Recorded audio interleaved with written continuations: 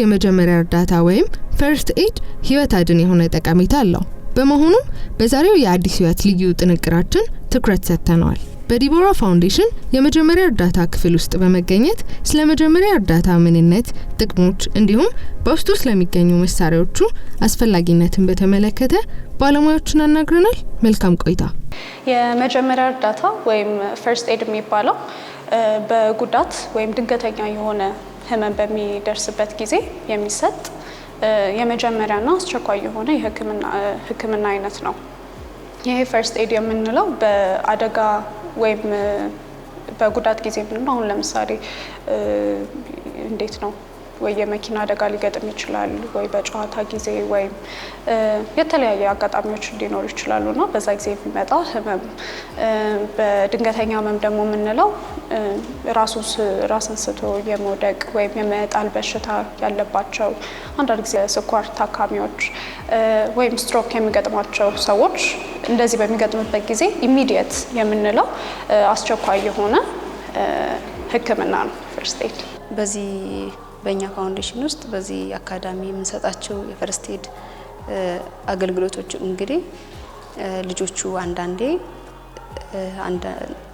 ብዙ አይነት ኬዝ አለባቸው። የኛ ልጆች እንደሚታወቀው የልብ ኬዝ ጋር ይወለዳሉ፣ እንዲሁም ደግሞ የሚጥል በሽታ ወይም ደግሞ ኤፒሌፕቲክ ናቸውና እነሱ በዛ ሰዓት ላይ ክላስ እየተማሩ ሊሆን ይችላል ወይም ደግሞ እየተጫወቱ ይሄ ነገር አፕን ሲያደርግ ለነሱ የምንሰጣቸው አገልግሎት ፈርስት ኤድ ነውና ይዛኔ ለልጆች ውጭም ይሁን ውስጥም ይሁን እንሰጣቸዋለን።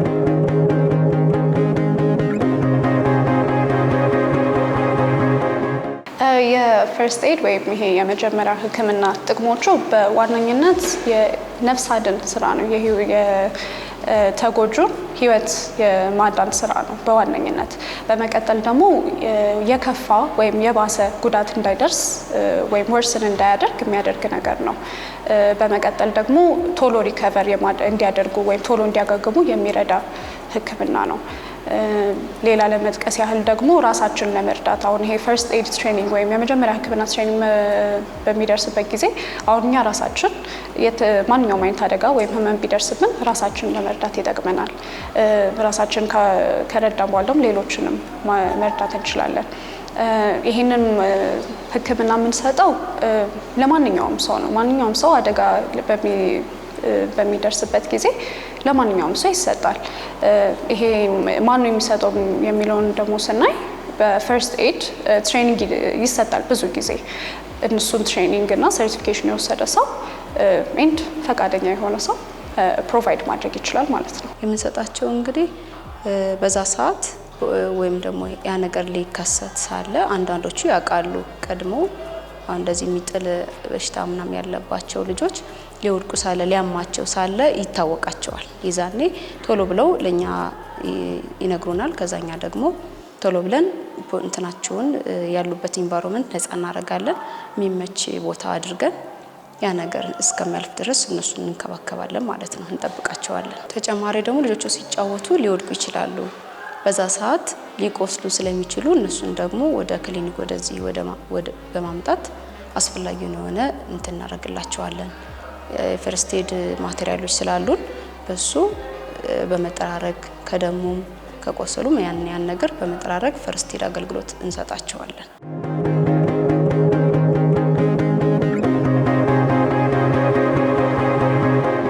ድንገተኛ ጉዳቶች ወይም ድንገተኛ ህመም በሚመጣበት ጊዜ በመጀመሪያ አካባቢያችንን አሰስ ማድረግ አለብን። ያለበት ሰው ጉዳት የባሰ ጉዳት ሊያደርስበት ይችላል፣ ለኔስ ተጨማሪ ጉዳት ሊያደርስ ይችላል፣ በአካባቢዬስ ያለውን የሚለውን አሰስ እናደርጋለን። አሰስ ካደረግን በኋላ በአካባቢያችን ያለ ሰው እንጠራለን መተው እንዲያገዙ እንዲተባበሩን። በተጨማሪ ደግሞ ለአምቡላንስ እንዲደውሉ እንጣራለን። በመቀጠል ደግሞ ምን አይነት አደጋ እንደደረሰበት ያን ሰው ቀረብ ብለን እናያለን። አሁን ብዙ ጊዜ የሆነ ሰው ወይ መንገድ ላይ ወድቆ ስናይ ምን እንደገጠመው አይታወቅም። ብዙ ጊዜ ግር ተብሎ እንዲደረግ የተለያየ ሀሳብ ያመጣል። እንደዚህ የሚጥል በሽታ ያለባቸው ሲኖርባቸው ክብሪት ይጫር የሚል እንደዚህ የተለምዶ ሀሳቦች ይመጣሉና ብዙ ጊዜ አብዛኛው ሰው በዚህ በዚህ ቶፒክ ውስጥ ስልጠና ስላለመኖሩ ስለሌለው ፕሮቫይድ ማድረግ አኩሬት የሆነ ትሪትመንት ፕሮቫይድ ማድረግ አይችልም። ትሪትመንት እንደዚህ አይነት ስልጠናዎች ደግሞ አሉ ብዙ ጊዜ ሬጉላርሊ ይሰጣሉና እነሱን መውሰድ አንድ እንደዚህ አይነት ኢመርጀንሲ የሆኑ ጉዳዮች ኬሶች በሚመጡበት ጊዜ ፕሮቫይድ ማድረግ ይቻላል።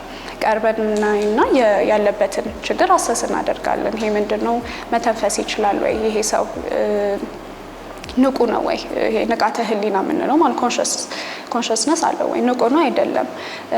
በዛ ላይ ሆነን የት እንዳለ ታውቃለህ? ስም ማን ነው? እንደዚህ ኮሚኒኬት ለማድረግ ሞክራ። በዛ ጊዜ ያተነፋፈሱን አብረን እናያለን፣ አብረን አሰስ እናደርጋለን። እንደዚህ እሱን ቼክ አደረግን በኋላ ደግሞ የደም ዝውውሩን ቼክ እናደርጋለን። ፐልሱን ቀረብ እዚህ ከአንገት ጋር እጅ ጋራ ፐልስ ቼክ እናደርጋለን። እነዚህን አሰስ ካደረግን በኋላ ወደ እርዳታ ወደ መስጠት እንሄዳለን።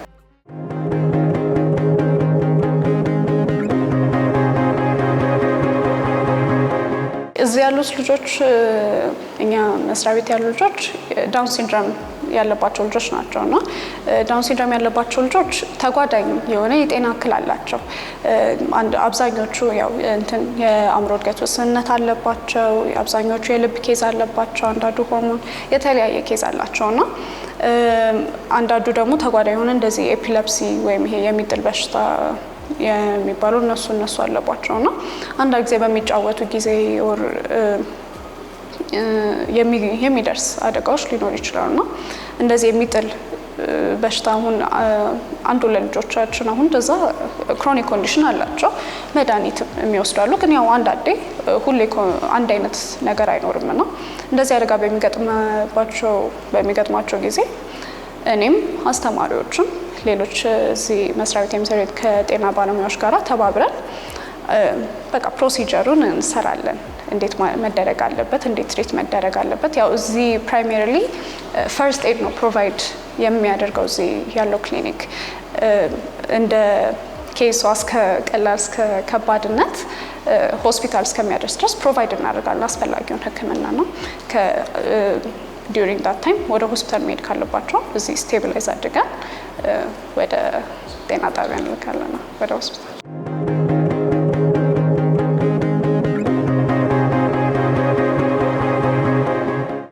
ያው የገጠመውን አሁን ሲጫወቱ ወይ ወድቀው ወይ መድማት ሊገጥማቸው ይችላል። እሱን ውንድ ኬር ፕሮቫይድ እናደርጋለን። የመድማት እንትን ካለ ኢሚዲየትሊ ይሄ መድማቱ እንዲያቆም ነው ፕራይመሪሊ የሚሰራው።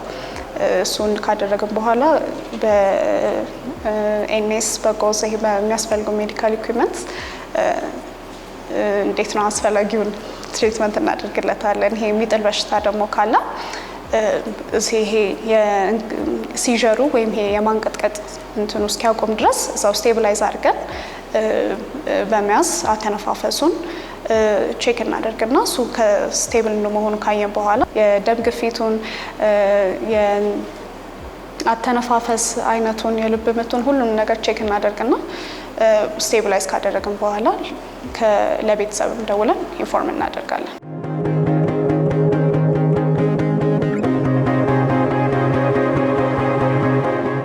ለፈርስት ኤድ የሚያስፈልጉ ማቴሪያሎች በዋናው ፈርስት ኤድ ኪት አለች። እዛች ኪት ውስጥ የሚቀመጡ ማቴሪያሎች አሉ። እነሱስ ጓንት አለ፣ ግላቭ ማለት ነው፣ ያልተቀደደ ያልተበላሸ ከዚህ በፊት ያልተጠቀመ ንጹህ የሆነ ግላቭ ይቀመጣል። የቁስል ፕላስተሮች ያስፈልጋሉ። ትናንሽ መቀስ ወይም ይሄ ትዊዘርስ የሚባሉ እነሱ ያስፈልጋሉ። እንደ ትንሽ የበረዶ እቃ ትገኛለች። በተጨማሪም የባንዴጅ ማድረጊያ አሁን ስብራት ወይ እንደዛ በሚገጥምበት ጊዜ ኢሞቢላይዝ ለማድረግ እነሱ ማቴሪያሎች እዛ ውስጥ ይገኛሉ። በተጨማሪ እዚህ ኦክሲጅን ታንክ እዚህ ያለን የልጆች አሁን ብሪዚንግ አሁን በሚያስፈልግ ጊዜ ፕሮቫይድ የሚያስፈልግ ከሆነ ቼክ አድርገን ኦክሲጅን ሳቹሬሽናቸውን ቼክ እናደርግና ኦክሲጅን ማስክ ተደርጎ ይሄ አርቲፊሻል ቬንቲሌሽን የሚባለው ማለት ነው እንደሱ የሚሰጥበት ማቴሪያል ይገኛል።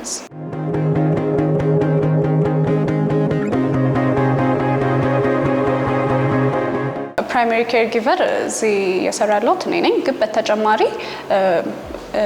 ሌላ የጤና ባለሙያዎች አሉ ከነሱ ጋር በመተባበር እንሰራለን። በተጨማሪም ያው ተጨማሪ ሰፖርት በሚያስፈልግ ጊዜ ያው እዚህ ያሉትን መምህራንም በተደጋግፈን ሰፖርት ያተደራረገን ያው ጉልበት የሚጠይቅ ነገርም ሲሆን አንድ ላይ አብረን እንሰራለን። የፈርስት ኤድ አገልግሎት እንግዲህ ዋናው ምንድነው ሰስቴን ኦፍ ላይፍ ነው።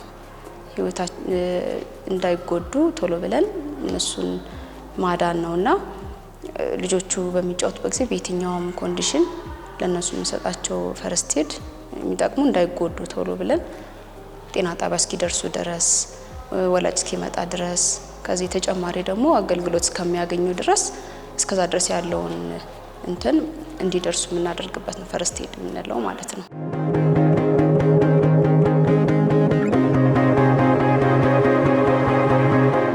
ኮርሶች አሉ ዩዥዋሊ የሚሰጡና አንዳንድ ጊዜ ከሌላ ቦታዎች መጥተው እንደዚህ እንደ ኮርስ ይሰጣል። ዩዥዋሊ እንደዚህ ኮርስ ከተሰጠ በኋላ ሰርቲፊኬሽን ሁሉ ይሰጣልና የፈርስት ኤድ ዋት ቱ ዱ አሁን አንድ ልጅ ኮላፕስ ቢያደርግ አንድ ልጅ ሲዠር ቢገጥመው ይሄ የሚጥል መንቀጥቀጥ በሽታ ቢኖርበት ወይም ሌላ እንደዚህ ተመሳሳይ በሽታ የተጓዳኝ ጤና እክሎች ያሉባቸው ልጆች አንድ ኢመርጀንሲ ቢኖር ጤና ባለሙያ እስኪመጣ ድረስ ጊዜያዊ የሆነ ነገር ኮርስ ይወስዳሉና አስፈላጊውን ኢሚዲየት የሆነ ትሪትመንት ለልጆቹ ለማድረስ ይሰራል። አሁን ከረንትሊ እዚህ ያለው ይሄ ኢመርጀንሲ ትሪትመንት የሚሰጥ ክሊኒክ ነው አሁን ያለንበትና እየተሻሻለ እያደገ ሲመጣ ደግሞ አሁን የሆስፒታሉን ለመጨረስ ስራ ላይ ነው ያለውና ለዛም ሰፖርት ያስፈልጋል። በተጨማሪ ይሄ ልጆች ምርመራ በሚያስፈልጋቸው ጊዜ አሁን ሬጉላር ክትትል አላቸው። እንደዚህ አደጋ በሚመጣበት ጊዜ ኢመርጀንሲ ትሪትመንት እንዲሰጣቸው ደውለን የአምቡላንስ ጠርተን የሚሆን ምርመራ ሲያስፈልጋቸው ከሌላ ከዳያግኖስቲክ ሴንተሮች ጋር ሊሆን ይችላል። አሁን ከውዳሴ ጋራ እየሰራ ነው ከረንትሊ ይሄ ምርመራ በሚያስፈልጋቸው ጊዜ ወደዛ ሊንክ አድርገን እነሱ ቼክ ያደርጉልናል። ከጥቁር አንበሳ ጋር እንዲሁ በተመሳሳይ ከሌላ ሆስፒታሎች ጋርም እንዲ ሊንክ ተደራርገን እንሰራለንና የእነሱ ሰፖርት በጣም የልጆቹን የጤና ሁኔታ ፋሲሊቴት ለማድረግ በጣም ይተባበረናልና ለሌሎቹም እንደዚህ ሰፖርታቸው እንዲቀጥል መልእክት አስተላልፋለሁ። ፈርስት ኤድ አገልግሎት ስንሰጣቸው የሚያስፈልጉ ዋና ማቴሪያሎች ለምሳሌ ጎዝ፣ አልኮል ከቆሰሉ ምናምን ሲወድቁ ጎዞች አሉን፣ አልኮል ቁስል መጠራረጊያዎች፣ ኢመርጀንሲ ፕላስተሮች አሉ። እንዲሁም ደግሞ ምናልባት ራሳቸውን ስተው ኦክሲጅን ቢያጥራቸው ምናምን ደግሞ አንቦባ ካለ እነዚህን በመጠቀም ኦክሲጅን እንሰጥበት ሁኔታ አለ። እንደገና ደግሞ ልባቸውን የምናዳምጥበት ሁሉ ደማቸውን የምንለካበት ከወረደም እንሰጣለን። ከፍ ካለም እንደዚህ አድርገን ሜዲኬሽኖችም እዚህ ስላሉ እነሱ በመጠቀም እንትን እንላለን።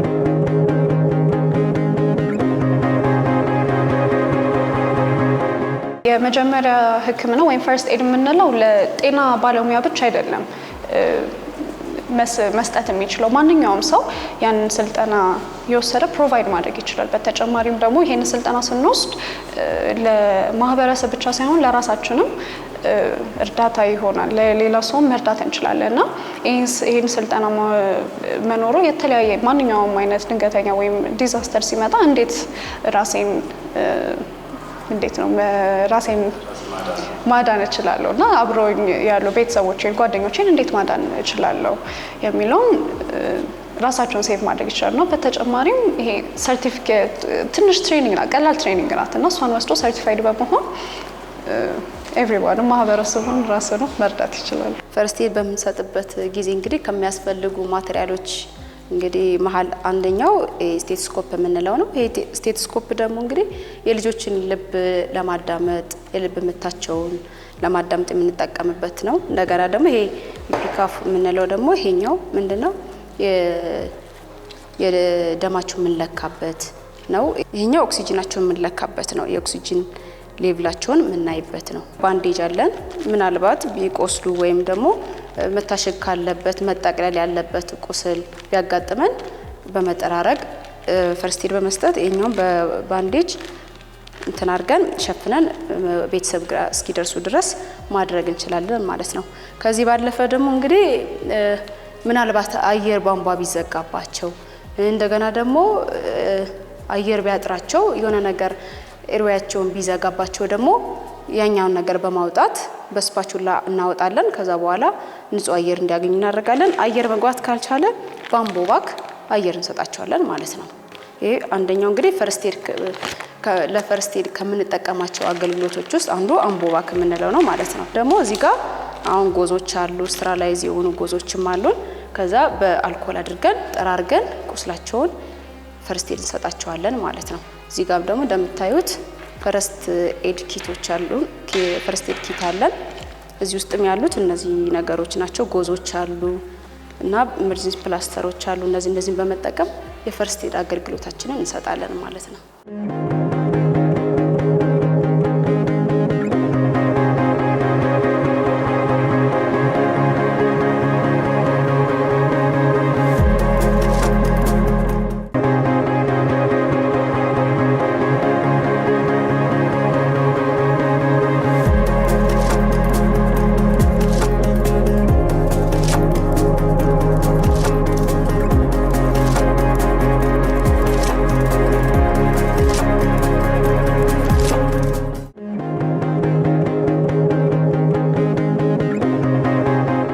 አዲስ ህይወት ፕሮግራማችን እንደቀጠለ ነው። በመቀጠል በስኳር ህመም ምክንያት ስለሚከሰተው የሬቲና ወይም ደግሞ የአይናችን ብርሃን ተቀባይ ህመም ምንነት እንዲሁም ህክምናውን እንቃኛለን። መልካም ቆይታ።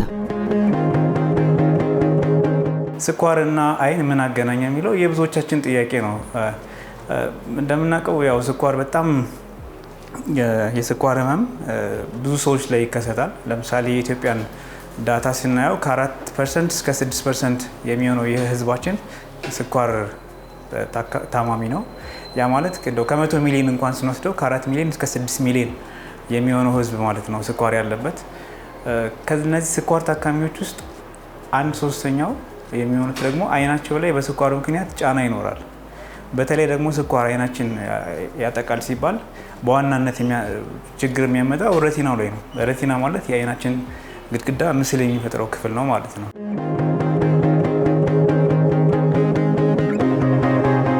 ዲያቤቲክ ሬቲኖፓቲ ማለት ያው ከስኳር ጋር የሚመጣ የሬቲና ጫና ማለት ነው። የተለያዩ ነገሮች ሊኖሩ ይችላሉ ለዲያቤቲክ ሬቲኖፓቲ የሚያጋልጡ። በተለይ ደግሞ ስኳሩ ታካሚዎች ላይ ለረጅም ጊዜ የቆየ ከሆነ ለምሳሌ እንግዲህ ስኳር ማለት አይነት 1 እና አይነት 2 ብለን እንከፍለው እንችላለን። በተለይ ደግሞ ጊዜው ቆየት ያለ ከሆነ ለምሳሌ ስኳሩ ከ20 ዓመት በላይ እና ከዛ በላይ ከቆየ አይነት 1 የሚባሉት የስኳር ታማሚዎች 99% አይናቸው ላይ ጫና ይኖራቸዋል። 99%። ኦኬ። አይነት 2 የሚባሉት ደግሞ 60% ጫና ይኖራቸዋል ማለት ነው። አንደኛው ለዲያቤቲክ ሬቲኖፓቲ ወይም ከስኳር ጋር ለሚኖረው ስኳር አይን ላይ ለሚያመጣው ጫና ተጋላጭነት አንደኛው የስኳር ቆይታ ነው እንዳልነው። ሌላኛው ደግሞ የስኳር ቁጥጥሩ ዝቅተኛ ከሆነ ነው። ስለዚህ ታካሚዎች የስኳር መጠናቸውን በትክክልና በአግባቡ መከታተል ይኖርባቸዋል። በተለይ ደግሞ ስኳር ኮሌስትሮል ያላቸው ታካሚዎች፣ የደም ግፊት ያላቸው ታካሚዎች ስኳር፣ ኮሌስትሮልና ግፊት ቤስት ፍሬንዶች ናቸው አይን ላይ ለሚመጣው ጫና ማለት ነው። ሌሎችም ለዲያቤቲክ ሬቲኖፓቲ የሚያጋልጡ ነገሮች አሉ። ለምሳሌ እርግዝና ሊሆን ይችላል፣ ሲጋራ ማጨስ። እነዚህ ነገሮች ስኳር አይን ላይ በተለይም ደግሞ ሬቲናው ላይ የሚያመጣውን ጫና እንዲባባስ የሚያደርጉ ነገሮች ናቸው።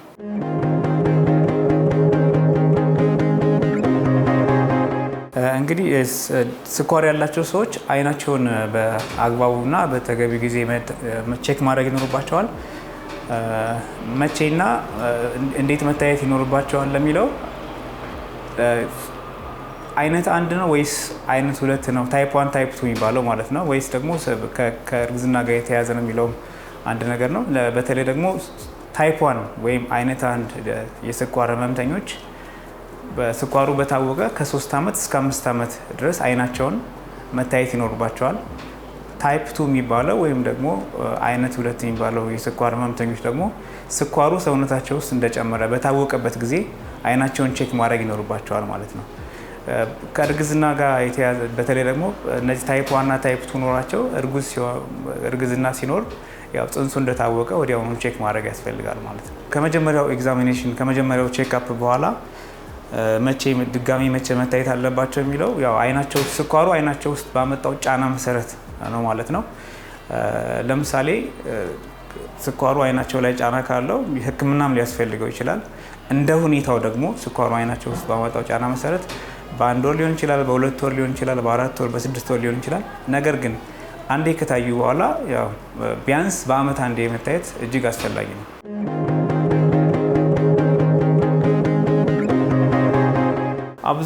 አብዛኛውን ጊዜ ያው አብዛኛው የስኳር ታካሚ አይናቸው ውስጥ ምን እየተካሄደ እንደሆነ ማወቅ አይችሉም።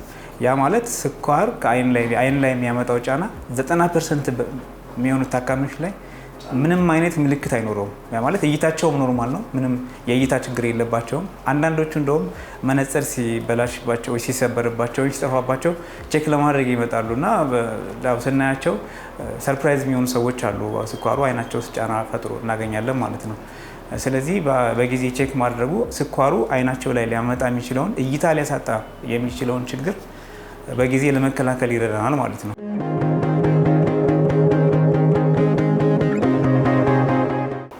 እንግዲህ ስኳር ምልክቶቹ ምንድናቸው? አብዛኛውን ጊዜ ምልክት አያሳይም። ቀደም እንዳልነው 90% የሚሆኑት ታካሚዎች ምልክት አይኖራቸውም። ከዛ ውጭ ያው የአይን ሕክምና በተገቢው የአይን ሐኪም ቼክ ማድረግ ይኖርባቸዋል። ቼክ ስናደርግ የምናያቸው ነገሮች ያው የእይታ መጠኑ ኖርማል ሊሆን ይችላል ሲለካ፣ ያው እይታ ስለሚለካ ማለት ነው። ነገር ግን እያንዳንዱ የሰውነታችን የአይናችን ክፍል ስናየው ጫና ሊኖር ይችላል። ለምሳሌ ከፊት ለፊት አይሪሱ አካባቢ በቀሉ የደም ስሮች ሊኖሩ ይችላሉ። የአይናችን ጄሉ ወይም ውሃማው ክፍል ላይ ደም ሊኖር ይችላል። ከጀርባ ደግሞ የብርሃን መቀበያው ረቲናው ማለት ነው የተለያዩ የማይፈለጉ የደም ስሮች የበቀሉ ሊኖሩ ይችላሉ ማለት ነው። እንዲሁም ግላኮማ ወይም የአይን ግፊት መጨመር ሊኖር ይችላል። የአይናቸው ሞራም ሊባባስ ይችላል ማለት ነው። ብሎም ያው የእይታ ማጣት ሊኖር ይችላል ማለት ነው።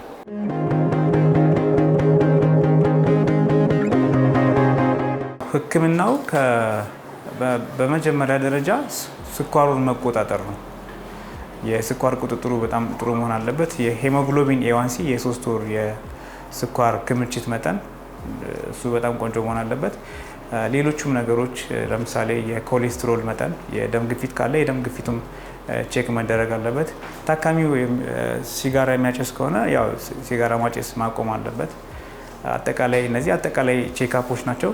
ከዛ ውጭ አይኑን በሚመለከት የአይን ሕክምናዎች አሉ። እንግዲህ ሁሉም ስኳር ያላቸው ሰዎች አይናቸው ላይ ጫና ሊኖራቸው ይችላል፣ ላይኖራቸው ይችላል። ጫናም ካለ ያው ሁሉም ሕክምና ይፈልጋሉ ማለት አይደለም።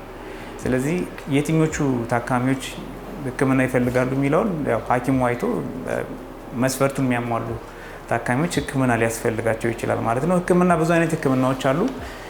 አንደኛው ሕክምና ከአይን ላይ የሚሰጥ መድኃኒት ነው፣ በመርፌ መልኩ ማለት ነው። ሌላው ደግሞ የተለያዩ ናቸው እነሱም። ሌላው በሌዘር መልኩ የሚሰጥ ሕክምና አለ። ከዛ ማለፍ ሲል ደግሞ ያው ሰርጀሪ ሊያስፈልግ ይችላል ማለት ነው። የቀዶ ጥገና ሕክምና ማለት ነው።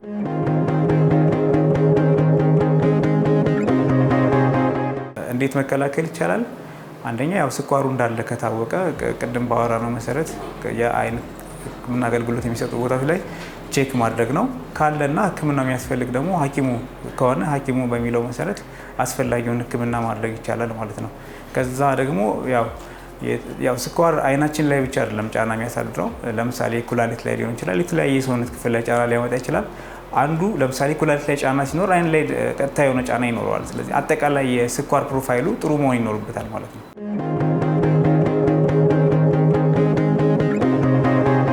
ማስተላለፍ የምፈልገው መልእክት ያው ስኳር ያላቸው ሰዎች ስኳር በቀጥታ አይን ላይ ጫና ያመጣል። ያው ስኳር የእይታ ሌባ ነው ማለት እንችላለን።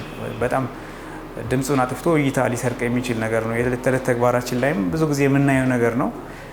ስለዚህ የስኳር ሕክምና ጋር የሚሰሩ በጤና ባለሙያዎች በተለይ ደግሞ ኢንተርኒስቶች ስኳሩ አይናቸው ላይ ጫና መኖሩን አለመኖሩን ለታካሚው መግለጽና ያው አስፈላጊነቱንም ማብራራት ይኖርባቸዋል ማለት ነው። እንደ ፓኬጅ ነው ማለት ነው። አጠቃላይ ስኳር ታካሚ አንደኛው የስኳሩ መጠን ከፍ ዝቅ ማለቱ ብቻ ሳይሆን አይኑን ቼክ መደረግ አለመደረጉ በጣም አስፈላጊ ነው። ከዛ ውጭ ደግሞ የስኳር ታካሚዎች ይህን ማወቅ ይኖርባቸዋል ማለት ነው። በተለይ አይነት 1 ከሆኑ ከ3 ዓመት እስከ 5 ዓመት ባለው ውስጥ የመጀመሪያ የአይን ቼክአፕ ማድረጋቸውን እርግጠኛ መሆን ያስፈልጋል። አይነት 2 የስኳር ሕክምና ያላቸው የስኳር ችግር ያላቸው ሰዎች ደግሞ ልክ ስኳሩ በታወቀ ወዲያውኑ ማለት ነው የአይናቸውን ቼክአፕ ማድረግ ያስፈልጋል። ያ ብቻ ሳይሆን አንድ የአይናቸውን ቼክ ከተደረጉ በኋላም እንዳስፈላጊነቱ ያው ከሐኪሙ ጋር እየተነጋገሩ ቀጣይነት ያለው የአይን ምርመራ ያስፈልጋል ማለት ነው።